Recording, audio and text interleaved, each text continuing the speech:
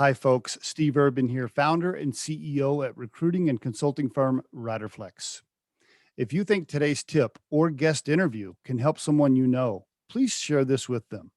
And if you enjoy listening to our show, please subscribe to our channel and hit the like button on the episodes. Finally, aside from our podcast, our day job here at Riderflex is to provide recruiting, staffing, and consulting services. You can visit riderflex.com to learn more about us and get the information on the services we provide. And now, a quick word from our sponsor and friends at Marketing 360. Try the #1 marketing platform for small business. Everything you need from design to marketing to CRM. Learn more at marketing360.com. Marketing 360. Fuel your brand. Janice Sinden on the Riderflex podcast. I am so honored to have you on here. Thank you. Thank you, Steve. I'm delighted to be here. Interesting career. Obviously, yesterday and this morning I was studying your profile and stalking you on social media, trying to find out everything I could about you and looking at your career. So I'm interested to get into all of it. But before we get into your career and what you're doing now, I want to know about you personally. Like I know you, I think you're a native. I think you're second or third generation type native. I'm fourth generation. Fourth generation. Wow. So yeah, tell me about your family and your early life. Go for it. Sure. Yeah. So I was born and raised in Fort Collins, Colorado. My dad and his brothers had a dairy farm in Wellington, and my mom's family is from the Eastern Plains. Prior to having the dairy in Wellington, they had it in Steamboat. So we've had mountains and plains kind of impact here in the agriculture community. And growing up, my dad did a little bit of local rodeo, and my mom was really involved with 4-H. And so I came up in an environment where they were really tied to the state and community, and we didn't have a lot of money. I grew up with very modest means and really wasn't entirely sure how I might go to college. And my fifth grade teacher, Ralph Ravenschlag, was one of the most important people in my life. And really, you'll hear me talk about it. I have a collection. I think we all collect people in our lives that have had really profound impact on who we are. And I would say the first person that I coin in my collection is Ralph Ravenschlag. Cool. And so when I wanted to go to college, I wanted to be a fifth grade teacher. I really wanted to take over his classroom. And he'll think it's so funny because I went to UNC because they had a wonderful teaching school. Mm-hmm. And Ralph and I were grading papers. He was about ready to retire. And he looks at me and says, Janice, I think you'd make a great teacher, but I think there's something else. Mm. And you have one of those moments where you're like, what does that mean? But you listen, right? You listen to people that care about you. And he, I believe, was right, because I ended up pivoting and getting my degree in political science. And right after I graduated, me and my cat got in the car and drove to Washington, D.C. And yeah, I went to work for then, he had just been elected to the United States Senate, Wayne Allard, another very important person in my collection. And I worked for him for 4 years. And I've never been a conservative Republican, but I did learn a lot about our country and what I believe in. And one of the things that Senator Allard had said to me was, I actually don't need you to believe what I believe. I need you to know why you believe what you believe. And that's also been a really anchoring statement for me. So fast forward, I work for him. I have this amazing boyfriend at the time, and we pack up our car and move to San Diego, sight unseen. And I worked in healthcare for a couple of years and back to the family farm. My grandparents both had passed away within a short period of time. So I moved home to sell our family farm and ended up back in Colorado in politics, and eventually landed a position with Colorado Concern, which was, it's kind of the titans of industry, folks that have a lot of interest in a strong business environment. And then I got recruited to be Mayor Hancock's chief of staff. And so it was not something I was expecting, and I had never worked in municipal government, but he and I, it was funny. Our brand was, he's a progressive Democrat and I was a moderate Republican, and we kind of came together with our different points of view. And it was one of the funnest, hardest times of my life. And I was his chief of staff for 5 years. And then I got recruited to do the job I have now, which is be really the first president and CEO of the Denver Center. There had been two chairs and CEOs. They held a joint leadership role, but this was the time when they were unpacking the organization and putting a chair in place and a president and CEO. And I've been here just over 5 years and I love every minute of it. Wow, great career. When you were going to school at UNC, when did you decide politics though over teaching? When your mentor said there's something else for you, Yeah. how did you get to politics from that? Yeah, and I don't know that I have the exact pathway in my head, but Susan Kirkpatrick was the mayor of Fort Collins where I lived. And so somehow I got connected to Susan, and she was also in the political science department as a professor at UNC. So I think somehow that alignment happened. And she's a pretty progressive Democrat, which is interesting because she introduced me to then Congressman Wayne Allard, who's a very conservative Republican. Oh, And so that's started, how that, okay. So she made that introduction and then you drove out to DC. I was wondering, I'm like, what, did you just drive to DC and you're like, okay, guys, I'm here. Like, I don't know anybody. Yeah, no. I got to know him when he was running for office and worked on his in his Greeley office. Okay. And so I spent maybe about a year interning with him before I moved out there. Oh, so, he was a senator. Okay, he was a senator from Colorado, and yeah, he was okay, a got it. Yep, he was a congressman for the 4th Congressional District and got elected to United States Senate. So he had just gotten elected to the United States Senate, and then I traveled out to Washington with my cat. And he was a Democrat. He's a Republican. Oh, he was a Republican. Okay. Yeah, gotcha. All right. All right. And then you moved to DC and you lived in DC for what? How many years? I was there for 2 years, and then I came back and managed 9 counties for the senator here in Colorado and helped finish the cleanup and closure of Rocky Flats. Did you like DC? Did you like living there? I loved it. I really loved it. Oh yeah, it's not the same anymore. I still go out there pretty frequently, but I had an amazing experience. It was a different time. Yeah, it was a different time. Okay. And then when did the boyfriend come into play? Did you meet him in DC and then you came back? No, I met him at a bar in Denver. And we right. got into a tiff over a song. Who wrote the song? He was right, I was wrong. And then that turned into, this. And then what, you at some point you and him were like, hey, let's go to California, like live in a hut near the beach, or what was that plan? Literally what it was. It was that like neither of us had ever been there, and we're like, yeah, we think we should move to San Diego.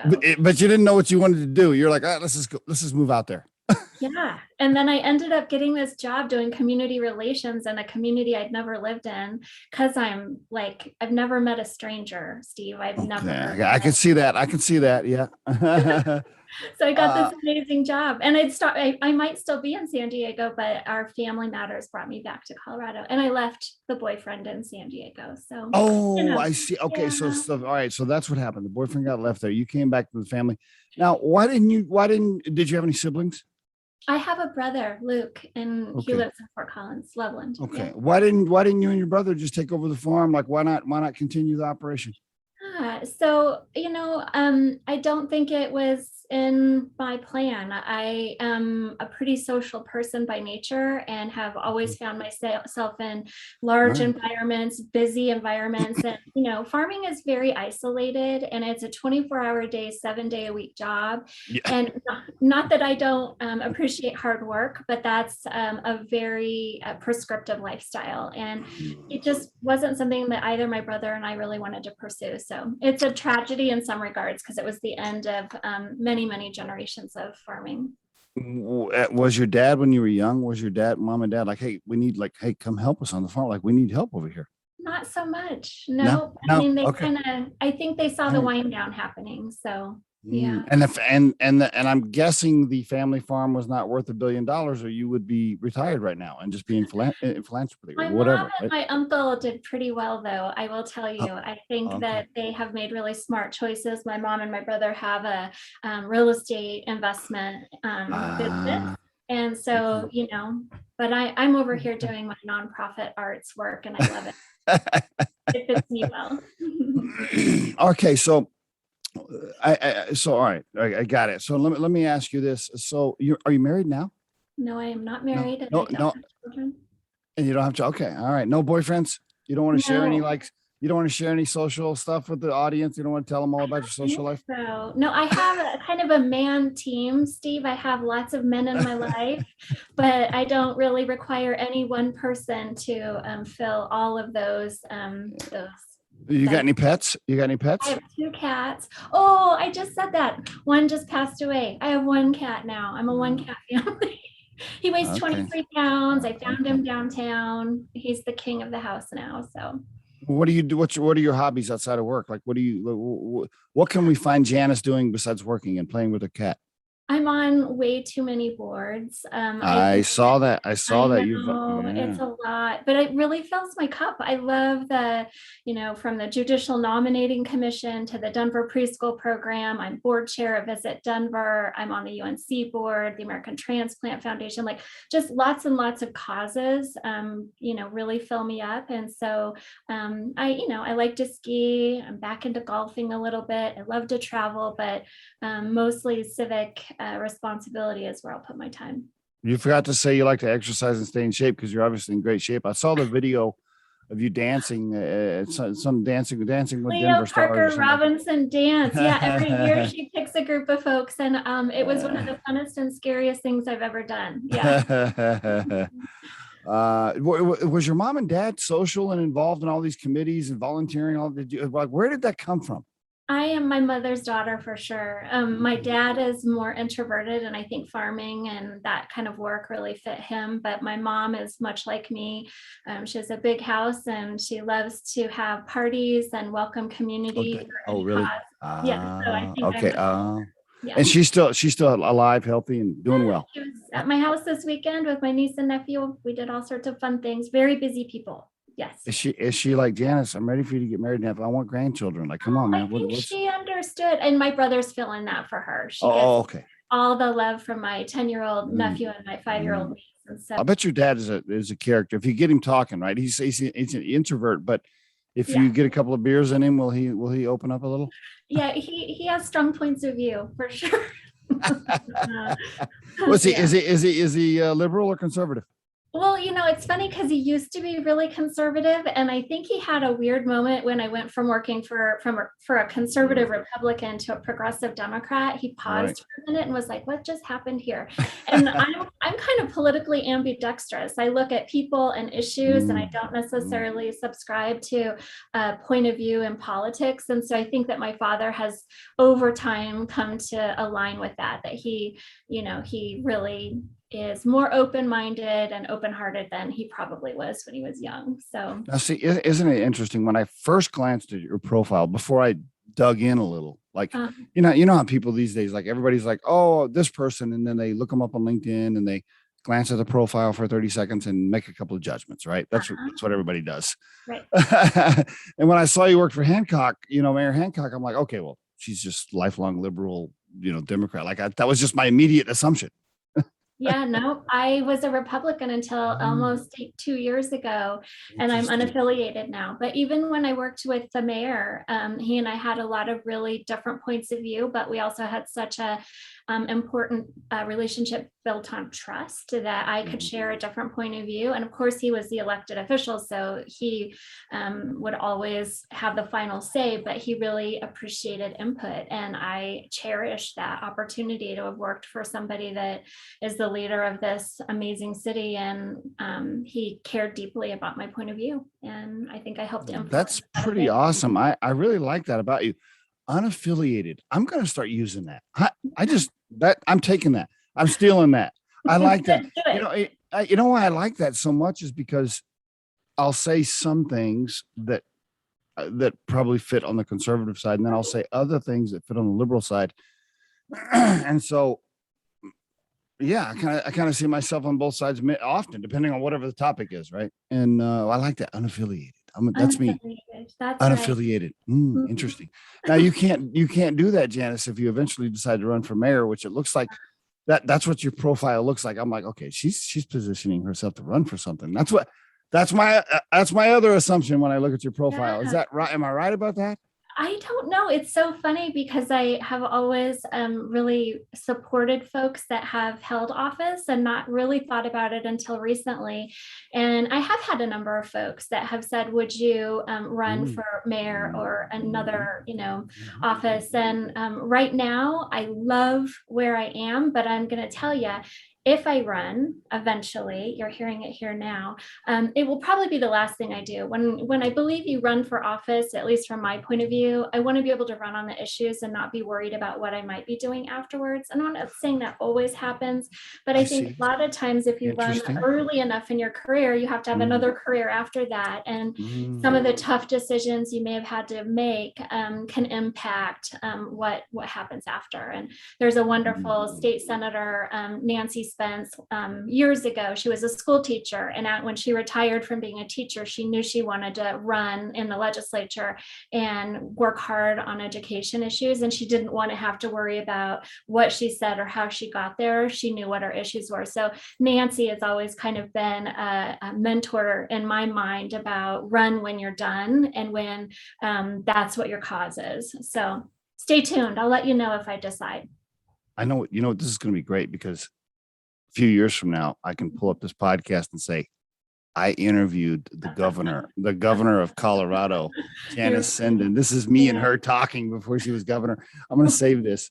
and then I'm going to be like, Janice, I know that now that you're governor of Colorado, you need like a recruiting firm to help you fill all these positions. So Riderflex obviously gets the nod because you were on the podcast, right? I mean, come on. There you go. I love it. It's a partnership in the future, for sure. Your profile definitely is set up to do something in politics, and I saw something further. Something you've already done politics, but something further.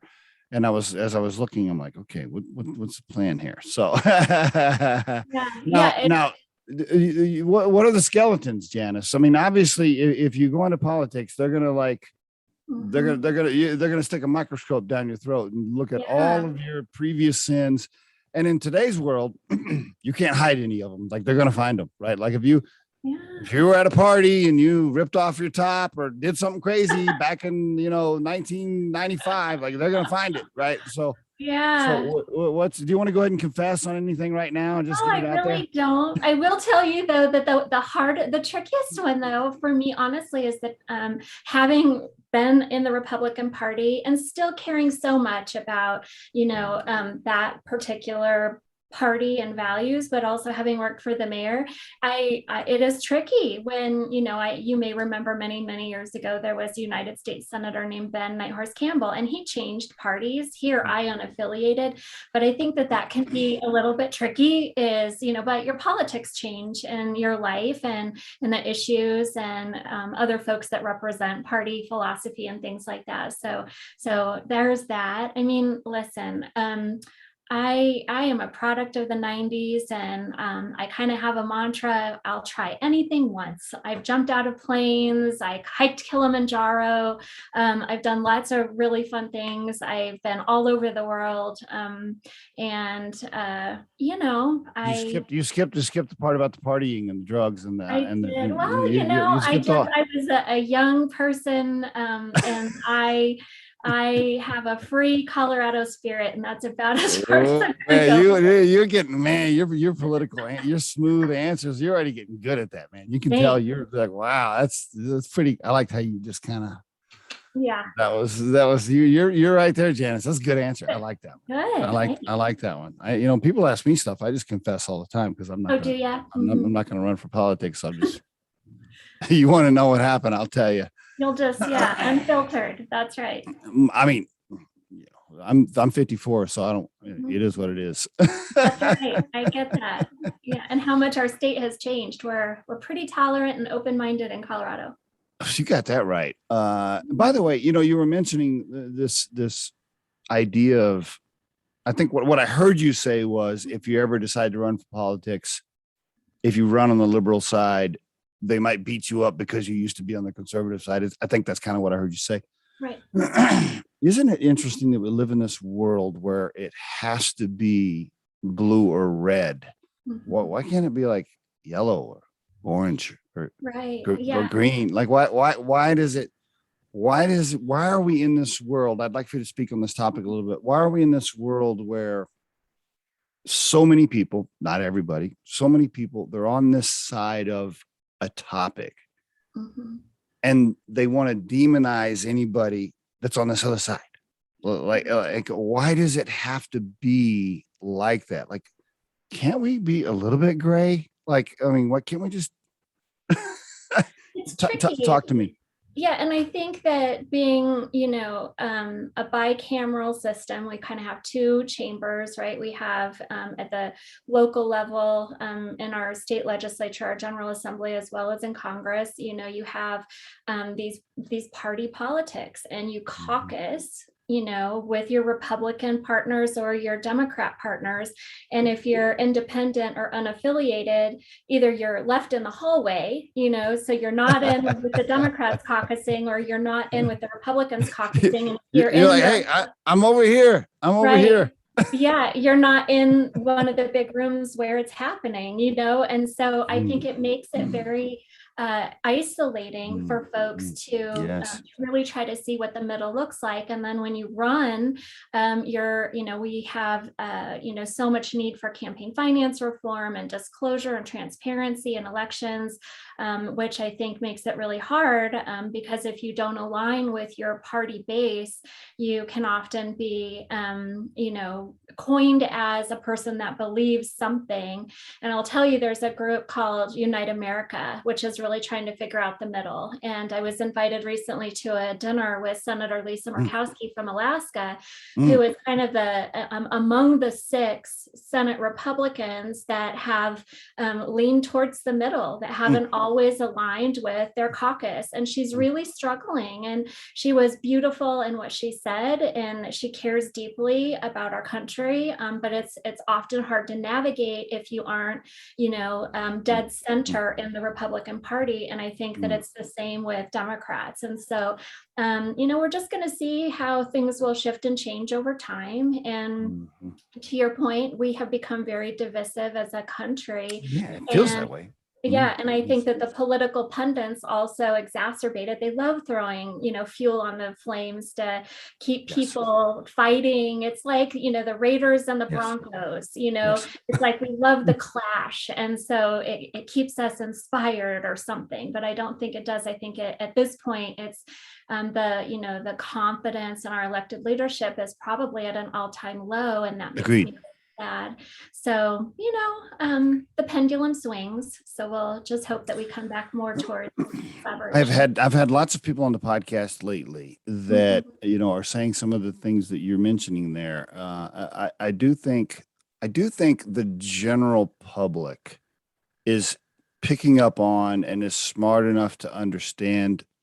to get smart enough to understand that the social media platforms are after eyeballs and attention, and eyeballs and attention usually happen if they're forcing people to argue and be mad at each other and fight, because that's attractive to people, kind of like action movies or whatever. And I think people are starting to understand, like, wait a minute, okay, this stuff that's hitting my feed is just, it's trying to spark me, like it's wanting me to be, and I think people are picking up on that. I think people are starting to understand. It was so fascinating. So I have this, by the way, I have friends that are liberal and conservative. Like I really don't give a shit, quite frankly, what you are. I'm open-minded to all conversation. Right. Anyway, I had this friend of mine that I was visiting with, and super liberal guy. Well, anyway, another friend joins us. We're having some beers, and this other guy's super conservative. It was fascinating to pull up the feed on their phone. So we did a little test where we looked at Facebook, we had TikTok, and we were scanning their feeds. It was completely two totally different worlds. Like this feed was just hitting this guy with this stuff to enrage him about the other side, and the other feed was doing the same thing. And the feeds, I felt like, were designed to make you think everybody feels like I feel. Right. And boy, if you don't feel like I feel, like there's something wrong with you, like you're crazy or you're evil or you're whatever. And I think more people are starting to understand that social media is pushing us that way, and it doesn't have to be like that. It doesn't have to be. It really doesn't have to be like that. I do think more people can be in the middle, just like you're talking about. By the way, I think I've seen some clips of the Alaska governor, right? What's her name? Lisa Murkowski. She's the senator, one of the two Senator. senators. Yeah, she's marvelous. I think I've seen her. So I like that idea, because I feel like I'm like that. I feel like I'm often kind of in the middle, and then people look at you like, "What's wrong with you? You have to pick. You have to pick a side." And I'm always like this. I'm like, no, I don't. Yep, that's right. Yeah. Well, in Colorado is, really, we have shifted. We're a third Republican, a third independent, and we're a third Democrat. And I think that speaks to the shift, that people aren't always feeling that the party reflects their points of view. And so it's interesting that we've shifted so much. I know, right? I know. I could talk to you about the politics for another hour, but I want to get into the DCPA, obviously. But I wanted to talk about politics because I knew when I was watching your profile, like, I'm talking to the future mayor of Colorado. I know. You're funny. I don't know about that. We'll see. You have it. You have the whole package. You got the presentation. You got the smile. You got the background. I'm just Thanks. I just want to know. You haven't told me anything crazy yet. I got to get something. Like, you can't be like this perfect robot who was just volunteered and you've done all the right things. I mean, there's got to be something in there where you're like, okay, I fucked this up one time, and one time I did this. You never been arrested or anything? No, I've not been arrested. Jesus. Okay. I know. There's nothing fun in there. You got well. The only thing you've done crazy that you've told me is you got in a car one time and drove to San Diego with no plan. That was pretty radical for me. It was my family's like, "You're doing what with who?" And I'm like, "Yeah, this is happening." And to have like $100 in your bank account, like, I'm just gonna a wing and a prayer. I'm just gonna drive to San Diego, and it's all gonna work out. And it really did, But that's pretty funny. Okay. Okay. I want you to give me when you talk, give me the DCPA overview, and if you don't mind, give me the overview like you're talking to some of the blue collar farmers up in Greeley who they're like DCPA, like, what the hell is that? I don't even know what that is. Sure. give the commoner overview. Go for it. Okay. Yeah. So, we are on a 12-acre arts complex in the city and county of Denver. And there's often confusion about who all is on the arts complex. We are the live theater portion. There is a separate organization that is the opera. There's a separate organization that is the symphony, and there is a separate organization that is the ballet. We all share theaters, but we are the live theater. So we have everything from Hamilton in the 2,800 seat Buell House to Virginia Woolf, which will be in the Killstrom Theater, which is a 380 seat theater. So we have straight plays and musicals. We bring in the road shows from Broadway. We do about 30 weeks of Broadway shows. So Wicked, we have The Lion King in December. Like I said, Hamilton, Moulin Rouge, Kinky Boots. Like, you think of your big Broadway musicals, and as well as To Kill a Mockingbird and some of the straight plays. And then we have a producing side. So in total, we're in 8 theaters. So we sell anywhere between 800 and 1 million tickets a year, depending on the shows that we have coming through and whatnot. And then we have an events business. We have a large ballroom that is called the Sewell Ballroom, and we do anywhere from 150 to 200 events in there. And then we have a wonderful education and community engagement program. So we welcome students of all ages. The year before COVID, we had seen just over 150,000 students from across the region that really come in and they take education programs. They go to student matinees. We also deploy our teaching artists into classrooms to bring arts and culture into their schools. And so we have a very strong reach into community. So that's us in a nutshell.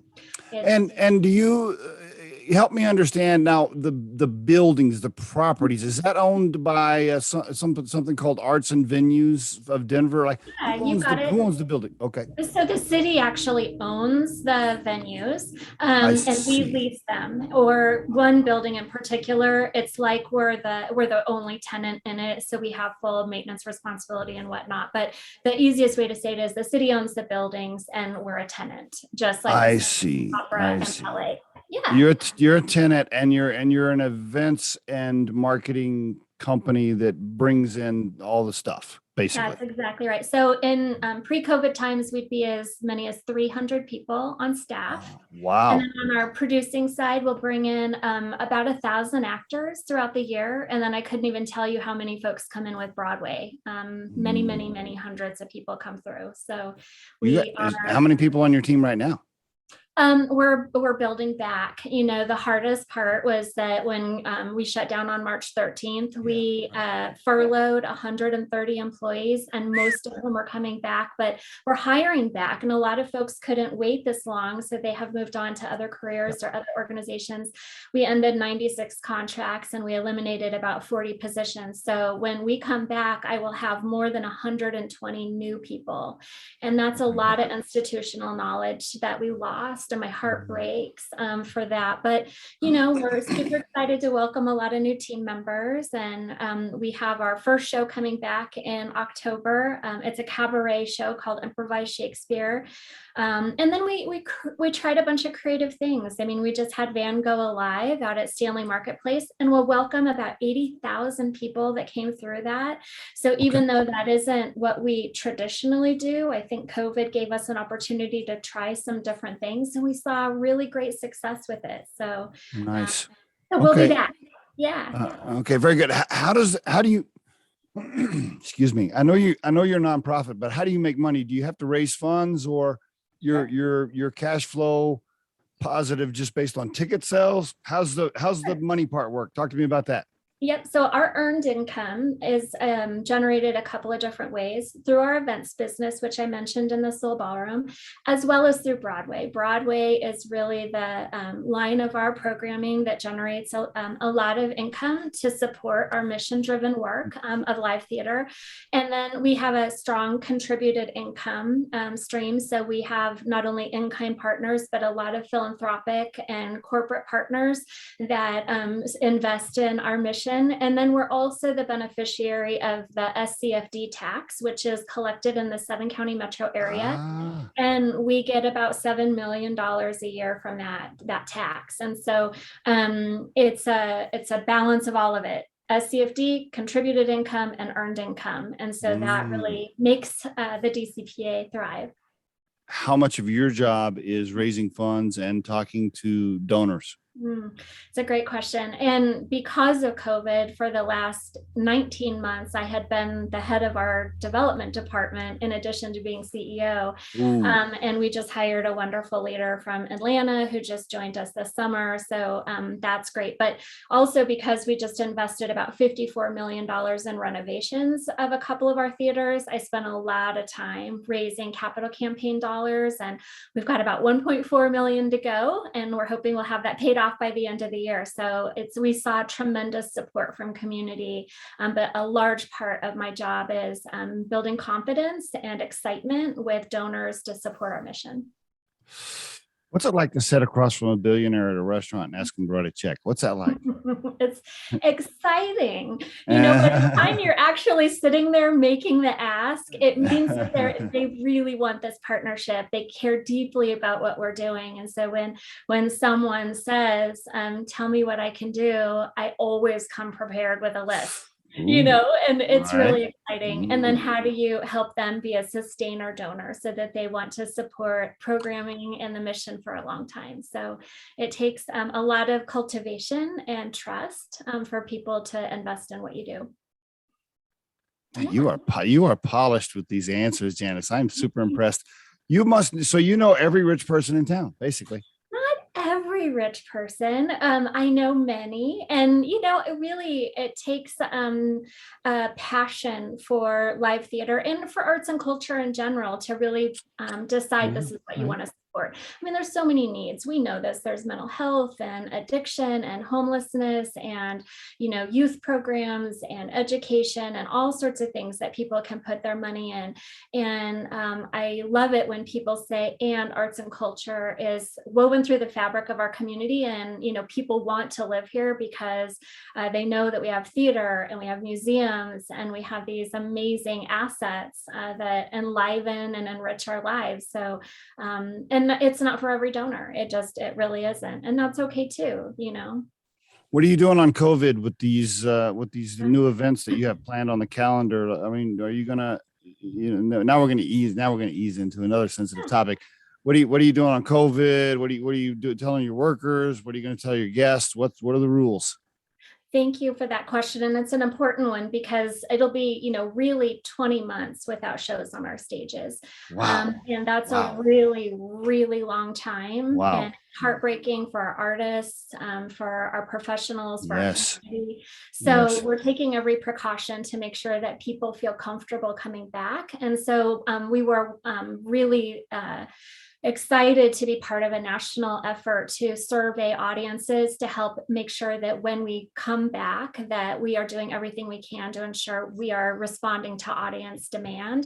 So our survey data over the last 18 months told us that more than 90% of our patrons said, please put policies in place that will ensure that people are protected. And so we first announced. Did you run that survey in Weld County?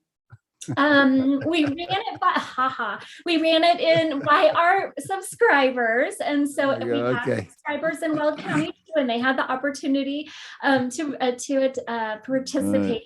But I would say we first started with our staff, and so we rolled out a vaccination requirement for staff, and it has been incredibly well received. And so October 1st, everyone on our team will be vaccinated. And did you have anybody quit? Did you have anybody say, no, we haven't had anybody leave. What we have experienced is some folks with either medical conditions or a strongly held religious belief. And so we have a process to work with them. And we're trying to be as creative in making sure that we're taking care of folks in any way that we can. And then a couple of weeks ago, the 4 resident companies of the arts complex, again, symphony, opera, ballet, and theater, we stood together and said we wanted to have one policy that applies to all the theaters. So we're requiring vaccination and masking for guests that are in person at a seated, ticketed public event. And so if you're going to see The Lion King, you're going to have to prove your vaccination and you're going to have to wear a mask in the theater. And there's been some folks that have been disappointed or even angry about the policy. And what we're doing is saying, we understand, but again, I'll remind you, we haven't had shows on our stages for 20 months. And that we're going to be really conservative about our health and safety protocols for the foreseeable future. And then as we learn more about how that impacts audience participation and following all the rates of people being sick, then we'll decide when and how we can roll those back over time. So that's the plan right now. And we also took food and beverage out of the halls, which is another way to keep people's mask up. If you buy your popcorn and you get your glass of wine, and you go into your seat, people would naturally take their mask off and lick their fingers and touch their armrests and all the things. And so that just didn't feel responsible. And so we have made the decision, you can have food and beverage in the lobby before, during intermission or after, but just not in the hall. And so it's a lost revenue for us too. We sell a lot of food and beverage, but it feels irresponsible right now to have that in the hall. So I see. Okay, very good.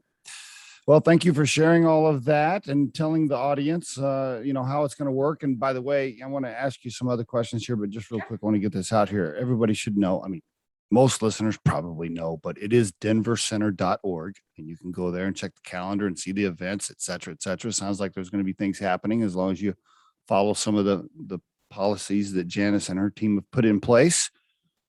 Let's switch gears for a minute here. If there is an aspiring young executive female specifically, maybe that wants to be CEO. They look at you, they look at your profile, like, look at her, man. By the way, how old are you, Janice? Can you tell us? I'm 49. 49. Oh my God. I never would have guessed that. Holy cow. Are you kidding me? Thanks. Okay. For the audience, you should watch the YouTube. Make sure you check this interview out on YouTube, because if you look at Janice right now, you would not think 49. Trust me. Thanks. Yeah. If there's somebody listening that wants to be like Janice, like I want to be a CEO, right? I want to move up in my career. I want to be an executive. What advice would you give them based on what you've learned? Yeah, so I go back to my collection, the people that have advised me and watched me. And again, I go back to Ralph Ravenschlag, my 5th grade teacher, saying, "You'd make a great teacher, but I think there's something else." I couldn't have seen that in myself. And so listen to your mentors, help them be successful in guiding you, because folks that have mentored you have points of view and experiences that you won't have had.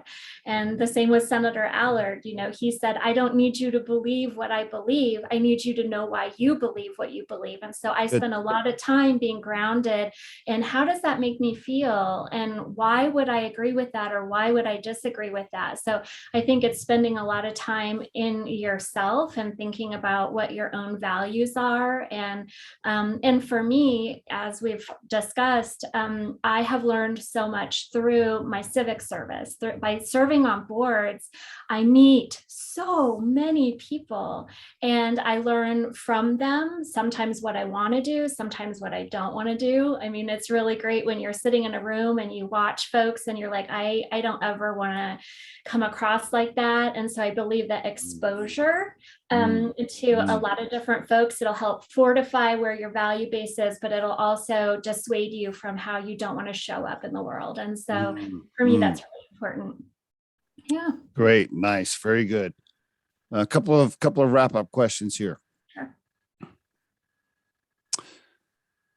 I noticed that you're really careful on your social media, right? I tried to find where you were maybe going and maybe you said something or you're speaking out on a topic or whatever. I couldn't find anything. You're pretty careful with it. And I think that's on I got the feeling that that's, intentional. Intentional. Thank you. I was looking for the right word. Mm-hmm. What do you think about other executives of companies that feel the need to go on social media and say, "Hey, I like this, I like that, and if you don't agree with me, you're insane," or whatever. What do you think about these executives taking sides and speaking out on social media and things like that? What are your thoughts on that? Well, I appreciate people that are passionate, but I also think that there should be decorum. And so, having been in the political sphere for much of my life and now being involved in an incredible community organization as a nonprofit, I feel that what I say should reflect the broadest sense of community. And so I am not in this role because people are interested in necessarily my point of view on things. They're interested in my ability to be a convener and to build community and bring folks together. And so if I start speaking out on particular issues in my role and who I am in the world, I'll have a conversation with you privately, and I may share my point of view on very sensitive topics, but I don't think that that is my role as a CEO. And I think that folks that speak out, it follows you forever. And that's what we've learned is it's one thing to be careful. It's another thing to be verbose and put yourself out there, and you just don't know how it'll impact you as a human and your business, quite frankly. So I just err on the side of caution. Have those conversations privately, and you can throw down and you can speak frankly, and you can the vitriol can happen privately. I just don't think that social media is the space for it. So okay, great answer. I figured you were going to say something like that based on your current behavior on social media. When you get to be mayor, are you can you fix the tents and the homeless situation currently in Denver? Like, I'll just be and I don't want that to sound like I'm making a political statement or I'm blaming Democrats or Republicans or whatever, because I'm really not. But the last time I drove downtown, I'll just tell you right now, like, I'll just say this out loud for the listeners. I'm recording this, by the way, on the 21st of September 2021. Janice, the last time I drove downtown in Denver, I was embarrassed. I was embarrassed. Like if my mom came from Oklahoma to see me, I would not take her downtown right now. Right. Yeah, so can any mayor or city council fix this? They can have a profound impact on the policy and the investment of funds, but it's going to take everybody. And I'm going to shift this just a little bit. I think that we have a opioid addiction problem and we have a mental health issue in our community. And, part of why I serve on the Denver Preschool Program Board is because I want to give every child in our community a chance at success. And I think that we need to be, this is a multi-generational issue. When Mayor Hancock came in, he inherited a homeless crisis, the unhoused and mental health and opioid addictions. So did John Hickenlooper when he was mayor, and Wellington Webb before him. This, our community has blossomed and grown, and our issues are more prevalent than ever. And so I think that we need to put a lot of focus on our youth and trying to figure out the supports and the issues that are facing young people today so that we can hopefully catch them before they end up in a state where they are addicted to drugs and facing mental health challenges and ultimately are unhoused or facing homelessness. And so I don't have the solutions. I was thrilled to see that yesterday the Department of Treasury issued a very large grant. The first city in the country is coming to Denver to help invest in data tracking. What are the issues facing these folks?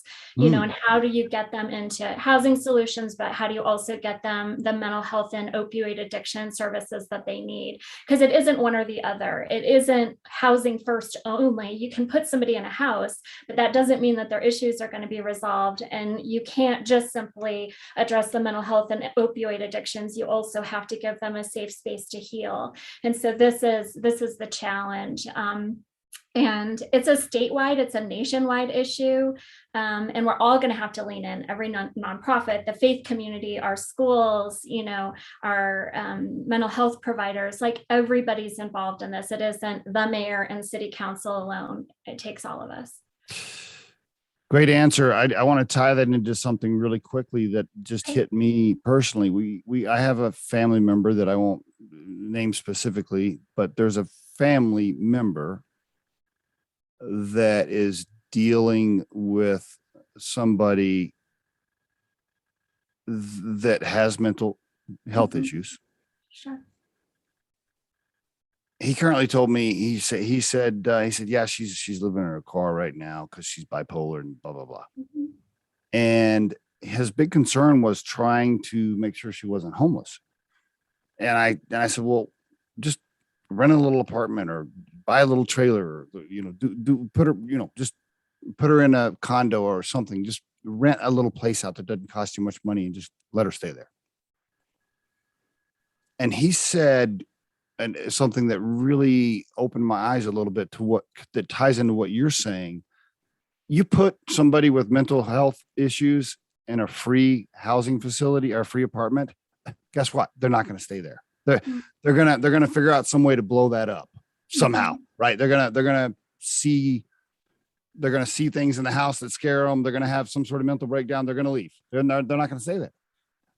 So I do agree, and I'm not an expert on this topic by any means, but I do agree that just putting them in a house, that's not gonna solve the mental part. They're gonna end up right back on the street doing crazy shit because they're having hallucinations or whatever.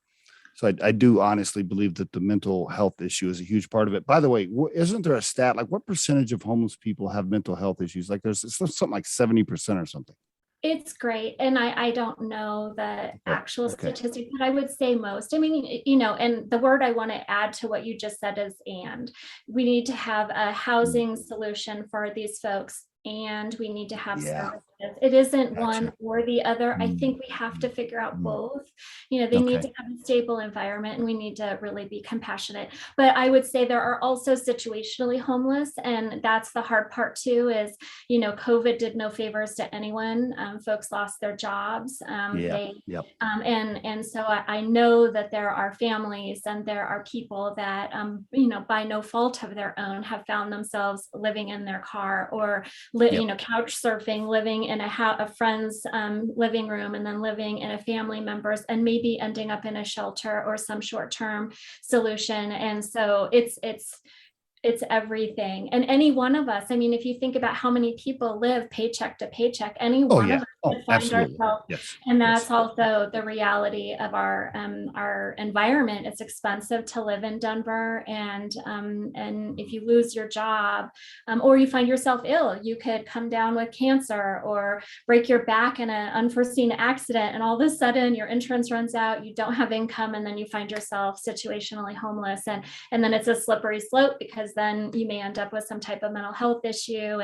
And so I think that, what I believe, and I'll speak my own truth, having worked for Mayor Hancock and with the elected members of City Council, they are compassionate. And what we are trying to do is figure out solutions, because it is unfair to have folks living on our streets without shelter and services and food and dignity, quite frankly. So I'm a big advocate of services, and it's untenable during these times. I love how I talked to a rich person that lives over in Cherry Creek, and I'm having dinner with them, and they're giving me the whole compassionate, and I care about it, and this and this and this, and we need to help them. But as soon as somebody sets up a tent in their front yard over in Cherry Creek, they're not having any of it. Yeah, that's the hard part of the haves and the have-nots. Where is the line? Yeah. Right. I know. That's another gray area. We started with gray, and now we're ending with gray here as we start the conversation.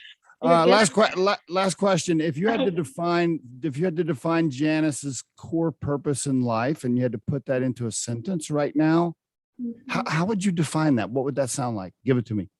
My purpose is to listen to all points of view and help folks find their sense of purpose on their own.